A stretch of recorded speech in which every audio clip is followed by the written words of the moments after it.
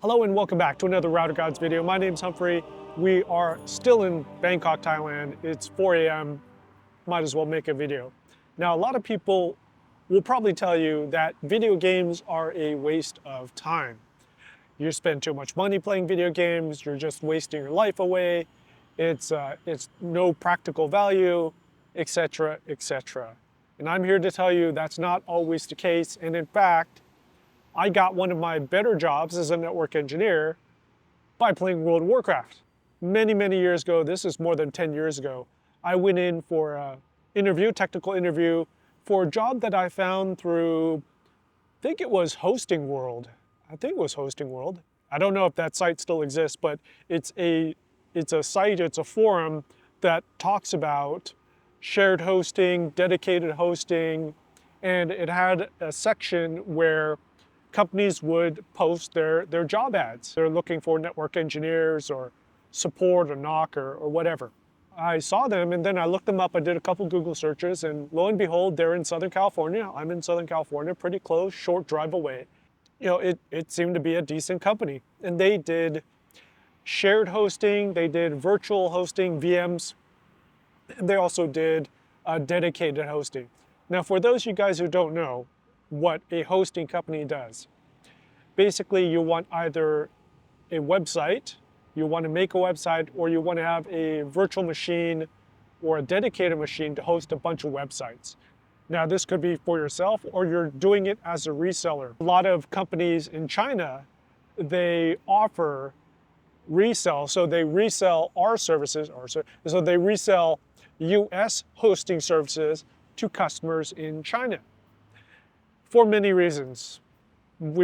That's probably another video. Contacted them and we set up an on-site interview. Drive to their headquarters, and whenever I'm out and about in Southern California, I always have my laptops on me.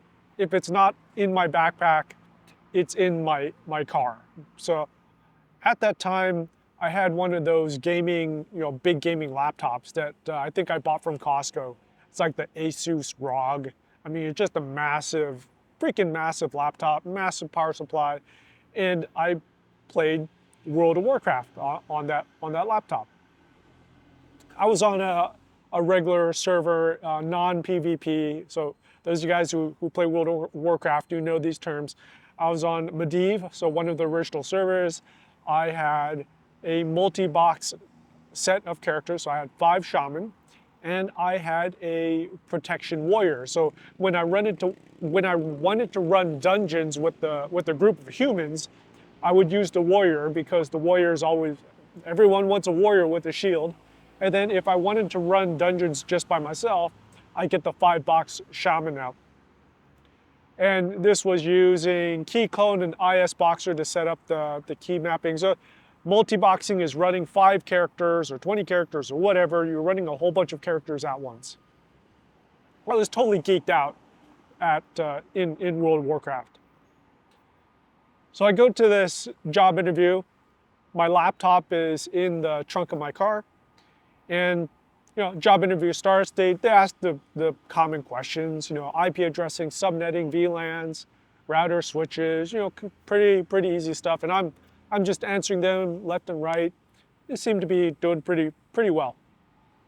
And then they ask, what are your hobbies? Now, if you are a hiring manager or if you're a supervisor in charge of hiring people, you should always think about asking someone about what they do for fun, what are their hobbies, etc. Because this is where you can see if a person has passion for something. So what I mean by that is, a person's a network engineer, that's cool, right? And let's say you're interviewing 10 people, all 10 people are pretty good with network engineering, that's what they do. But then if you ask all of them their hobbies, you'll quickly find out, okay, is this person just in this for a paycheck? Do some of them, don't know what just fell by me. Interesting. So, are they in it for a paycheck? Do they do techie stuff at home? Do they fix up computers? Do they ride motorcycles? You find out a lot about a person through their hobbies. Golf, do they sail, do they travel, do they read books, etc. Do they play chess? So I always ask that question because, yeah, you never know. I mean, you'll find a lot. And you as the job candidate, never be afraid to list and talk about your hobbies, especially if you're one of the top people in doing that hobby or you've been recognized for it. If you teach it, especially if you teach it. So I know a person, he teaches martial arts as a hobby. He doesn't make any money off of it, but he teaches martial arts. He's kind of like an assistant instructor at a dojo. He just comes in once in a while and he teaches. And he was asking me if, should I put this on my resume because it's not technical, it's kind of out there. I was like, no, you absolutely should. You absolutely should put that stuff on your resume. So at this job interview, they asked me, what are my hobbies? So I go through the kind of the usual, I like to read, like to travel, etc. And then I'd say, I also play World of Warcraft. And it just turned out that all of the interviewers played World of Warcraft. And then you guys know the drill. You guys who have played World of Warcraft a long time, the common questions that you ask when you meet another World of Warcraft player: what do you play? What server are you on? etc. etc. And so I told them, well, I play 5 shaman. How do you do that? Well, I'm a multi-boxer. What's a multi-boxer? Well, I play 5 characters at the same time. They're like, you can do that? It's like, well, I pay for 5 accounts. Every time an expansion comes out, it's really painful because I gotta pay for 5 boxes. I mean, 5 times 40 each time, that hurts, or whatever the expansions cost now. And so they're like, wow. And then I was like, rather than me explaining this, I've got my laptop in the car. I can go to my car, get out the laptop. I can show you how this works. And they're like, yeah, sure, awesome. And so go to the car, set up the laptop, and I'm, log into Medivh with the 5 shaman, and I'm just like killing things left and right. I go into a battlefield, I show them how it works. And they're like, whoa, this is really cool. And I think, in the battlefield, they're like, well, what happens if like one of your people gets feared and he runs off? And I was like, I don't worry about it. I still have 4 people that I control. And so the regular interview lasted about 30 minutes, right? But then the extra part of the interview where we're talking about World of Warcraft and the gaming, that lasted probably 45 minutes more.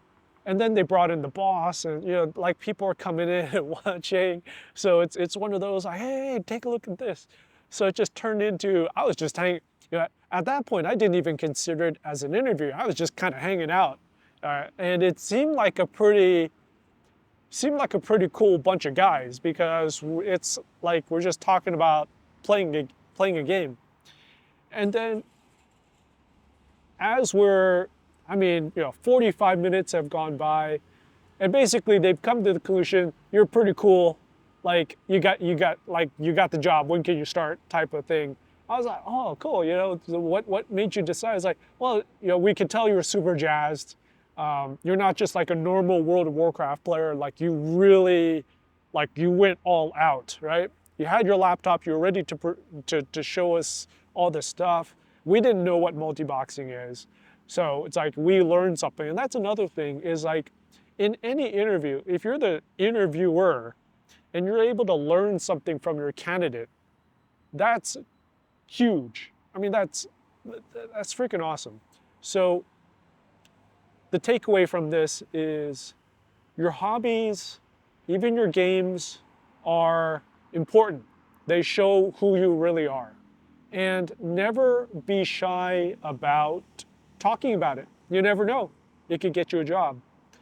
And before I leave you on this video, I'll give you another example. It's not from me. It's from my former coworker at Panda Restaurant Group, Panda Express, headquarters of Panda Express. So he plays EVE Online. I also used to play EVE Online. Spaceship games. The way I explain EVE Online is it's probably a training simulator for logistics people. It's once you get really into it, there's going to be Excel spreadsheets, there's going to be project management. It's probably like a sneaky project management recruiting tool. Yeah, I'm nearly 100% sure on that one. So I used to play EVE Online. I also used to multi-box EVE Online. I guess they banned it by now, but my coworker at Panda, he used to be really big in EVE Online.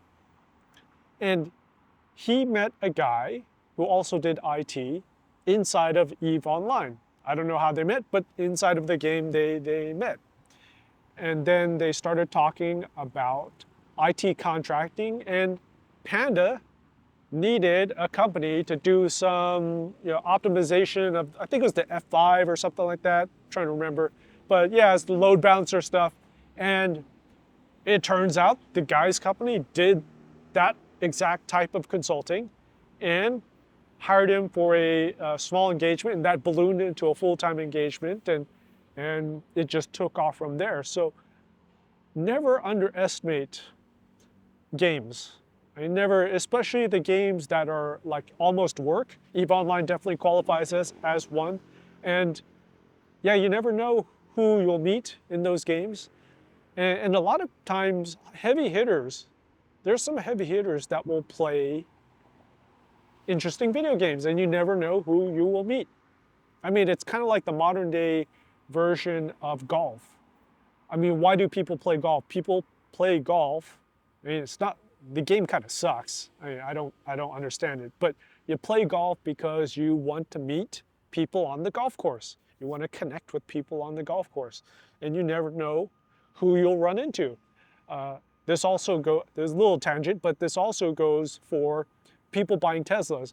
I know people that buy Teslas just because they like to meet people at the supercharging stations. Because generally you need to have money to have a Tesla.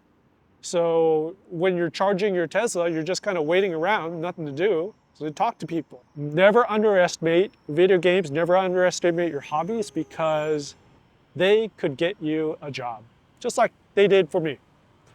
All right, Humphrey with RouterGods. If you have questions or comments, always appreciate them.